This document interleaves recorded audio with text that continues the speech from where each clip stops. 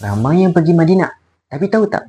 Ada banyak telaga bersejarah yang ada kaitan dengan Nabi Muhammad SAW. Antaranya, Telaga Rumah yang pernah dibeli oleh Sayyidina Osman bin Affan dan diwakafkan kepada umat Islam.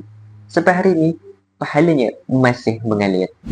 Ada juga Telaga Aris namanya, dekat Masjid Quba. Telaga ini menjadi tempat singgahan rehat Nabi Muhammad SAW dan juga cincin baginda pernah jatuh di sana. Dan satu lagi namanya Telaga Ros. Air telaga ini pernah digunakan oleh Nabi SAW dan Nabi pun minta untuk menggunakan air telaga tersebut dijadikan sebagai air mandian jenazahnya. Tempat-tempat tersebut bukanlah sekadar sejarah, tapi sebagai bukti bagaimana amal kecil bilik kelas boleh kekal sampai hari ini. Jadi, kalau dah sampai Madinah, jangan lupa hayati bukan sekadar ziarah.